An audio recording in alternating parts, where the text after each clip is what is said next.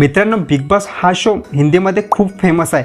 त्याचीच कॉपी करून आपल्या मराठीमध्ये सुद्धा बिग बॉस होतो. पण यावेळेस जो बिग बॉस झाला तो पूर्ण महाराष्ट्रभर गाजला. कारण एकतर यामध्ये रितेश देशमुख आणि दुसरं म्हणजे झापूक झुपूक करणारा सूरज चव्हाण. त्याच्या अनोख्या बोलण्यामुळे आणि सादर रायनीमुळे आणि कॉमेडीमुळे लोकांना तो खूप आवडला आणि पूर्ण महाराष्ट्रभर प्रसिद्ध सुद्धा झाला. त्यानंतर तो दिवस आला 6 ऑक्टोबर 2024. त्या दिवशी 5व्या सीझनचा विजेता घोषित झाला सूरज चव्हाण. विजेता घोषित झाल्यानंतर तेवढ्यातच दिग्दर्शक केदार शिंदे स्टेजवर येतात आणि घोषणा करतात की सूरज सोबत आपण एक मराठी चित्रपट काढणार आहोत. त्यानंतर शूटिंग सुरू होते आणि काही दिवसातच म्हणजे 25 एप्रिल 2025 ला हा चित्रपट प्रदर्शित होतो. आणि हा चित्रपट प्रदर्शित झाल्यानंतर काही दिवसाचा हा चित्रपट फ्लॉप होतो. चित्रपट फ्लॉप झाला याची माहिती स्वतः दिग्दर्शक केदार शिंदे यांनी आपल्याला इंस्टाग्राम लाईव्ह वरून सांगितली. तर मग एवढा फेमस झालेला सूरज चव्हाण त्याला लोकांनी बिग बॉस मध्ये एवढं प्रेम दिलं, तर त्याचा चित्रपट फ्लॉप का झाला तर जाणून घेऊया आजच्या व्हिडिओच्या माध्यमातून. तर मित्रांनो, रील्स आणि चित्रपटामध्ये खूप मोठा फरक आहे. कारण रील्स ही 30 सेकंद किंवा मग 1 मिनिटाची असते, पण चित्रपट मात्र हा 2 ते 3 तासाचा असतो. त्यामध्ये ऍक्टिंग सुद्धा यायला पाहिजे आणि स्टोरी पण तेवढीच महत्वाची असते. सर्वात प्रथम म्हणजे या चित्रपटाची स्टोरी बाकी दुसऱ्या चित्रपटासारखीच आहे. एक गरीब मुलगा असतो, त्याला एका श्रीमंत मुलीवर प्रेम होतो, पण पैसे खर्च करून चित्रपट पाहणं हे लोकांना काही आवडलं नाही.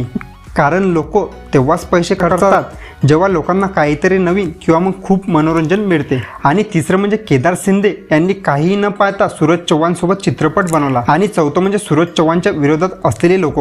कारण काही लोकांना नाही आवडत की एक गरीब मुलगा एवढा पुढे जात आहे. या चित्रपटाला फ्लॉप करण्याचा काही लोकांचा पहिल्यापासूनच डाव होता, असं केदार शिंदे यांनी त्यांच्या इंस्टाग्राम लाईव्हच्या माध्यमातून लोकांना सांगितलं. काही लोकांनी चित्रपट प्रदर्शित झाल्यापासूनच या चित्रपटाची निगेटिव्हिटी पसरायला सुरुवात केली, म्हणून हा चित्रपट फ्लॉप झाला. अशा प्रकारचे खूप काही कारण आहे, त्यामुळे सुद्धा हा चित्रपट फ्लॉप झाला असेल. तर मित्रांनो, तुम्हाला या चित्रपटाविषयी काय वाटते? तुम्ही हा चित्रपट पाहिला की नाही? कमेंटमध्ये नक्की सांगा. भेटूया अशाच एका नवीन व्हिडिओसह. तोपर्यंत धन्यवाद.